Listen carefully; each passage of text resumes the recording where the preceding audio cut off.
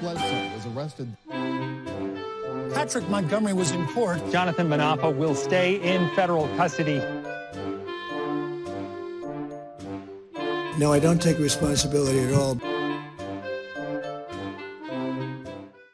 Everyone, welcome to the show. So 54-year-old California resident Daniel Shaw was on probation for another crime when he took part in the Capitol attack, along with his 14-year-old son.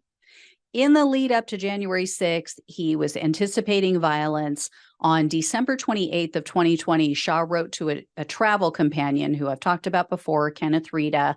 He's already been sentenced. He wrote, quote, "I have no idea what to expect. I have heard that a lot of special ops guys, active and retired, are attending, looking for any troublemakers, LOL. Fun is going to be an understatement, I think." He also talked about, quote, strength in numbers. And when Rita stated, quote, "I want to storm the House during the Electoral College vote certification," Shaw replied, quote, "That would be great." Yeah. Rita then told Shaw that members of Congress needed to, quote, "see the people." And Shaw responded with, quote, "I think a few of them need to be made an example of so they understand." Understand was written in all caps. On January 6th, Shaw was seen stepping over down police barriers. Again, he has his teenage son with him. And approximately 1 hour after walking onto the Capitol grounds, Shaw illegally entered the Capitol along with Rita, along with his minor child. They made their way to the rotunda, and then eventually they were ejected from the building. So Shaw was arrested on December 3rd of 2021, and he was charged with entering a restricted building or grounds, 2 counts of disorderly conduct, and parading or demonstrating in a Capitol. In November of 2022, Shaw pleaded guilty to the parading charge, and he was facing up to 6 months in jail, 5 years of probation, and $5,000 in fines. However, as always, the prosecutor requested only 30 days in jail, 3 years of probation, 60 hours of community service, and $500 in restitution.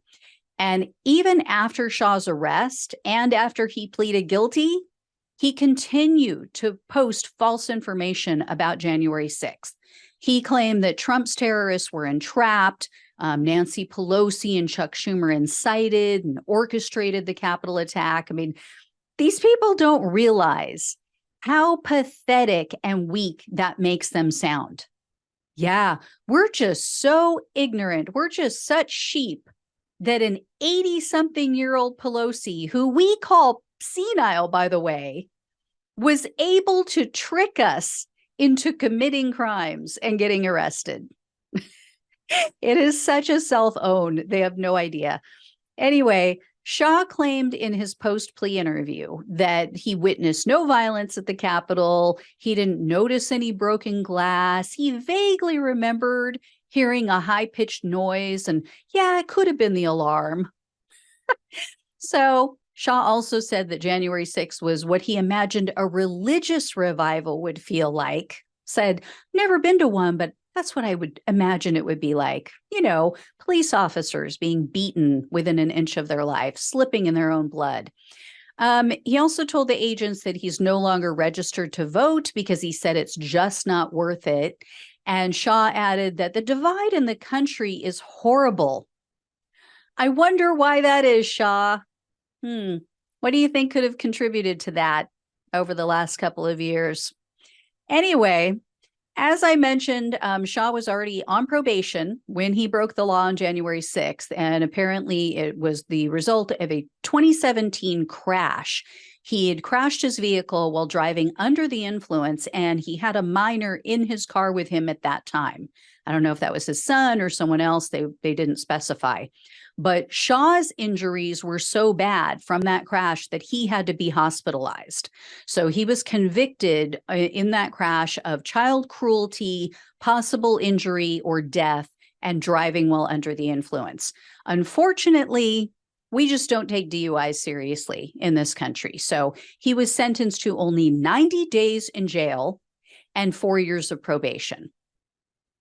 So I guess he thinks he's above the law and he prefers to commit crimes when he has minors with him, it appears. So, U.S. District Judge James Boasberg presided over this case, and I was pretty shocked to see his decision. The judge sentenced Shaw to only 10 days in jail, 2 years of probation, and $500 in restitution. James Boasberg is one of the toughest judges. So I have no idea what the hell happened here. He typically gives the prosecutor what they ask for. This is a very rare departure for him, and especially for someone who violated the terms of his probation, and who took a child with him and then continued to lie about what happened on January 6th, even after he accepted a plea deal. Unfortunately, the transcript of the sentencing hearing isn't available to purchase yet, so I have no idea what was said or what the judge was thinking. There's no news reports on it. This is the first time I've been completely disappointed by Judge Boasberg. I really hope this is the only time. So anyway, guys, if I hear any more, I'll let you know. Thank you so much for watching and listening. Please subscribe if you have not subscribed to the channel already. Please like this video, share it with everyone you know. It all truly helps. If you can donate or become a monthly supporter, that also is a huge help to keep the show going. Means so much to me, and I really appreciate it. Love you all. Take care, and I'll talk with you soon.